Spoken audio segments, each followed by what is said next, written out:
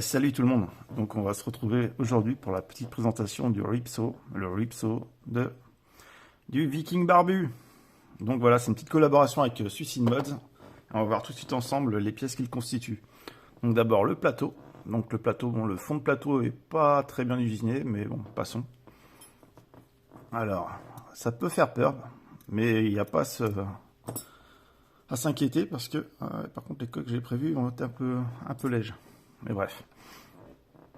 Non, parce que c'est un plateau qui est postless en fait. Mais c'est du postless à la verticale, c'est pas un postless horizontal traditionnel. Mais donc le montage des coils sera vraiment super aisé. Donc par contre la grosse particularité, c'est qu'une fois que vous aurez monté vos coils, l'airflow va venir du dessus, taper sur l'airflow et repartir. On va bien montrer. Et repartir sur le milieu, dans la petite cheminée, pour aller au drip tip. Donc c'est un système qui est très particulier, mais qui marche très très bien. Bon, c'est quand même un dripper qui va demander de la puissance pour s'exprimer. Mais bon, passons. La suite. Donc le baril, bon, très propre, hein, des belles gravures. Une gravure que tous ceux qui connaissent le Viking Barbu connaissent. Donc il y a de la matière, c'est propre. Voilà. Et maintenant on va passer au-dessus. Parce que le dessus, c'est là que vous allez avoir l'airflow. Donc il y a 5 trous d'airflow qui vont être redirigés ensuite vers le coil. Et la grosse particularité qui est aussi son principal défaut, c'est qu'il est en deux parties. Alors, je vais quand même mettre le drip tip tout de suite dessus, donc un drip tip 810, pas très désagréable, non ça va, franchement. Voilà, tac. Bon là je l'aurais peut-être pu le faire avant, mais tant pis, je vais le faire maintenant. Un petit peu de VG, pour que ça glisse un petit peu, que ça n'accroche pas, c'est plus facile ensuite. Voilà. Donc la particularité et son principal défaut, mais bien dans le champ, voilà, tac. Voilà, donc là, j'ai tous les airflows qui sont ouverts et en tournant le drip tip, je vais pouvoir les restreindre. Bon, le SS a du mal à faire le focus. Voilà. Alors j'ai de la chance, c'est pas le premier batch. Parce que sur les tout premiers batchs, il y en avait certains, une fois qu'ils étaient assemblés, c'était quasiment impossible de le faire tourner. Donc incompréhensible, mais bref. Même le joint a un petit peu changé, ils ont un petit peu fait évoluer.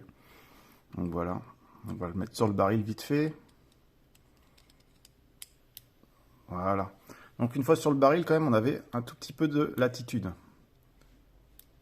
Vous voyez, pour mieux orienter l'airflow, si on le restreignait. Alors là, par contre, sur celui-là, c'est assez cool, parce qu'on arrive bien quand même à le faire coulisser et à régler l'airflow. Et pour moi, c'est un petit défaut quand même, parce que c'est pas facile à accrocher, on est obligé de forcer. Ou alors, il faut vraiment avoir un drip tip qui tienne super bien. Mais là, pour le coup, celui-ci, non, ça va. Je suis tombé sur un bon modèle. Donc voilà. Bon, maintenant, un petit montage quand même. Hein. Alors, on va essayer de faire vite. Je vais avoir une petite rondelle de protection. Hop. Bon. Par contre, peut-être faire ça une petite coupure. Allez, on se retrouve tout de suite. Les coils sont rodés, j'ai placé le coton. Donc j'ai fait une coupe à 5 mm pour les pattes de mes coils. Bon, j'aurais peut-être pu faire un tout petit peu moins. C'est vrai.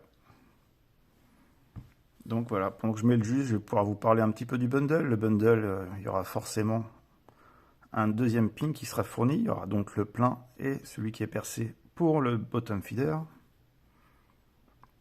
Ensuite, il y aura forcément les joints, d'autres vis à tête plate. Petit bundle, mais elle est essentielle. Que voilà. Hop. Un peu de jus partout. Donc au niveau du montage, non, il est vraiment très facile. Du fait que c'est finalement comme un postless, il n'y a pas de difficulté particulière. Bon là, je l'ai coupé à 5, mais j'aurais pu faire moins quand même. Je pense que 4,5, ça peut être sympa aussi. Donc voilà, toujours bien s'assurer qu'on n'a pas oublié le petit joint en silicone. Tac. Voilà. Donc le baril, il y a un stopper. Hein. Il est bien en place. Là, je suis bien ouvert à fond. Non, pas encore. Voilà, à fond. Je mets bien l'airflow en face de mes coils. Puis voilà, on est bon. Par contre, c'est quelque chose qui va demander de la puissance, donc on va lui en donner quand même. Hein. Tac. On va monter, on va monter, on va monter. Allez, monte. Hop. Allez, 100 watts. C'est ce qu'il aime, c'est ce qu'il lui demande.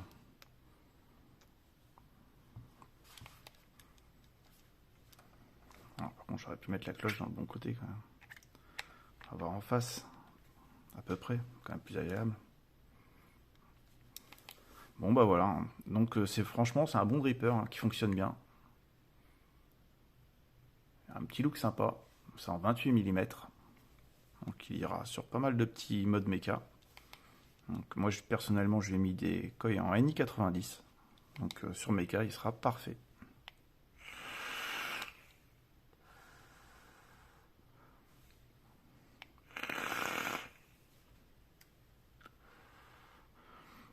Alors voilà, c'était vraiment un système qui était innovant, il est sorti en 2022. Ça fait déjà au moins 6 mois que j'ai eu le premier.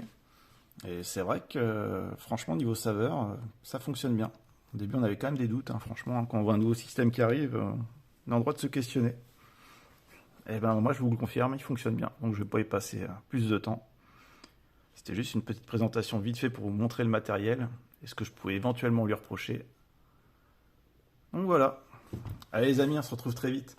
Allez, à bientôt. Ciao ciao.